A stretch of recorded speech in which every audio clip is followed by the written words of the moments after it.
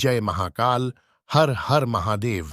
साथियों, महाशिवरात्रि का दिन ऐसे लड़के लड़कियों के लिए बहुत महत्वपूर्ण है जिनकी शादी की योग्य उम्र हो गई है और बार बार प्रयास करने के बाद भी कहीं पर भी विवाह नहीं हो रहा है। मात्र एक ही दिन में बड़े से बड़े बंधन दोष को खोला जा सकता है। मात्र एक ही दिन में बड़े से बड़े ग्रह दोष को इस उपाय द्वारा तत्काल नष्ट करके शीघ्र विवाह होने का योग बनाया जा सकता है।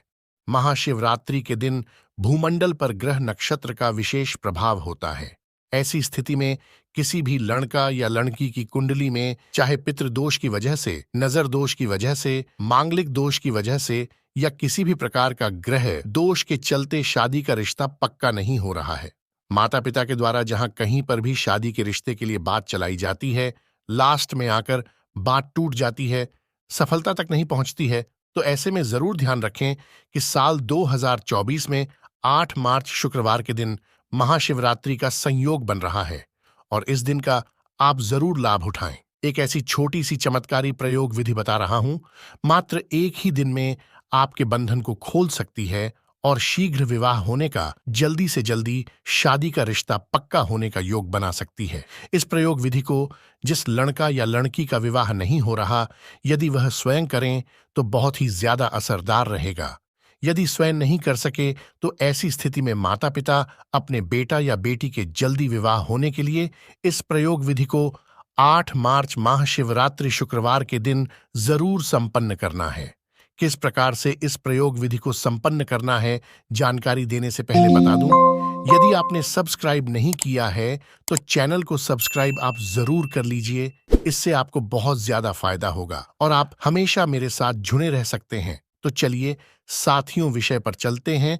जब किसी भी लड़का या लड़की की शादी के योग्य उम्र हो जाए, बार बार प्रयास करने के बाद भी सफलता ना मिले, तो ऐसी स्थिति में 8 मार्च को जिस लड़का या लड़की का विवाह नहीं हो रहा, या तो स्वयं करें तो यह बहुत अच्छा है, नहीं तो माता पिता कर सकते हैं। 8 मार्च शुक्रवार महाशिवरात्रि के दिन सुबह जल्दी ब्रह्म मुहूर्त में उठ जाएं। लगभग 5 या 5:30 बजे के आसपास उठें। स्नान आदि से निवृत्त होकर साफ स्वच्छ कपड़े धारण करें और सबसे पहला कार्य है घर के पूजा स्थान में एक घी का दीप प्रज्वलित करके जो आपके मंदिर में विराजित देवी देवता हैं उनसे सबसे पहले प्रार्थना करें। विशेषता महादेव से प्रार्थना करनी है कि हे देवादिदेव महादेव, आज आपका विशेष दिन है और मैं बार बार आपके चरणों में प्रार्थना करती हूँ या प्रार्थना करता हूँ। मेरे कुंडली में किसी भी प्रकार का दोष है, चाहे शनि से संबंधित, मंगल से संबंधित, राहु से संबंधित, किसी भी प्रकार से विवाह में देरी कराने वाला कोई दोष बना हुआ है, तो उस दोष के निवृत्ति करना, शीघ्र विवाह होने का योग बन जाए, ऐसा आशीर्वाद प्रदान करना।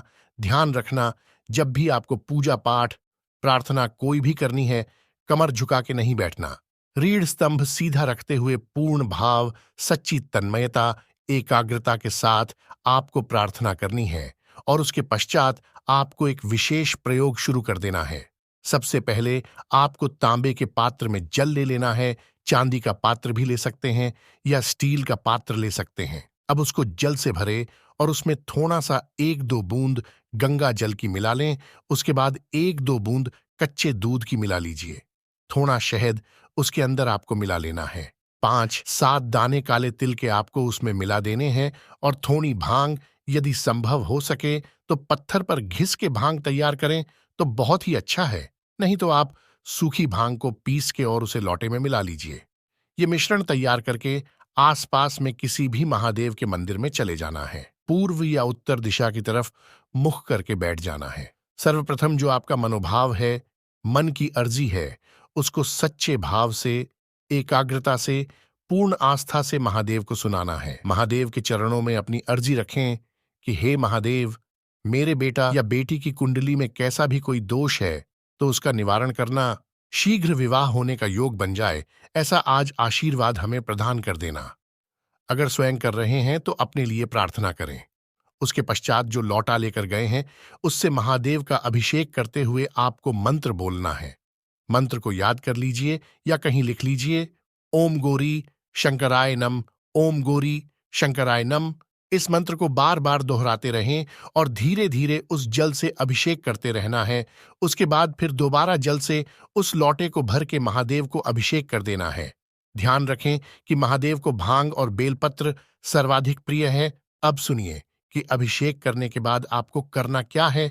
अब आपको 108 बेलपत्र मिल जाए तो बहुत ही अच्छा है, और अगर ना मिले तो उस स्थिति में कम से कम 11 बेलपत्र तो आपको लेने ही हैं। 11 बेलपत्र पर पीला चंदन लगा के, अगर उपाय लड़कियों के लिए किया जा रहा है तो पीला चंदन लगाकर, और लड़कों के लिए किया जा रहा है तो सफेद चंदन लगाकर तैयार कर लें और ओम गौरी शंकराय नम इस मंत्र का जाप करते हुए उन 11 बेलपत्र को महादेव को अर्पण कर देना है। महादेव को अर्पण करने के पश्चात आपको एक घी का दीप प्रज्वलित कर देना है और वहीं आसन पर बैठकर इस मंत्र का 108 बार जाप करना है। ओम गौरी शंकराय नमः। ध्यान रहे कि इस मंत्र का आपको बिल्कुल शुद्ध उच्चारण करना है और कमर झुका के नहीं बैठना। आपने कमर को बिल्कुल सीधा रखना है और अपनी मनोकामना सिद्धि के लिए प्रार्थना करनी। और इस बात का विशेष कर ध्यान रखें कि इस दिन आपको क्रोध नहीं करना, झूठ नहीं बोलना, लहसुन प्याज का सेवन बिल्कुल परहेज नहीं करना है, और ज्यादा से ज्यादा इस दिन आपको ओम गौरी शंकराय नमः इस मंत्र का मन ही मन जाप करते हुए चलते फिरते उठते बैठते कैसे भी कर सकते हैं। दिन भर ओम गौरी शंकराय नमः इस मंत्र का ज्यादा से ज्यादा मनन करते हुए अपनी मनोकामना सिद्धि के लिए देवाधिदेव महादेव से प्रार्थना करें। ये एक दिन ही आपकी बात बना सकता है। और काफी समय से यदि आप परेशान चल रहे हैं, यदि महादेव को आपकी अर्जी स्वीकार हो जाती है तो कुछ ही दिनों में आपके बेटा या बेटी के लिए मन के अनुरूप विवाह के लिए बहुत अच्छा प्रस्ताव आएगा और जल्दी से जल्दी शादी का रिश्ता पक्का होने का अवश्य योग बन जाएगा। साथियों, आपसे एक विशेष निवेदन है कि चैनल को अभी सब्सक्राइब कर लें और इस जानकारी को, इस वीडियो को लाइक जरूर करना और इस वीडियो को ज्यादा से ज्यादा लोगों तक शेयर जरूर कर दीजिए ताकि दूसरे लोग भी लाभान्वित हो सके। और अगर आप मुझसे जानना चाहते हैं कि शादी कब होगी, कहाँ होगी, कैसा जीवन साथी मिलेगा, जल्दी से जल्दी शादी का रिश्ता पक्का होने के लिए दूसरे कौन कौन से उपाय कर सकते हैं, तो इस वीडियो को देखने के बाद आप हमें इंस्टाग्राम पर मैसेज करके पूछ सकते हैं। नीचे डिस्क्रिप्शन में इंस्टाग्राम चैनल का लिंक दिया गया है। मिलते हैं अगली वीडियो में एक नए समाधान के साथ। हर हर महादेव, जय महाकाल।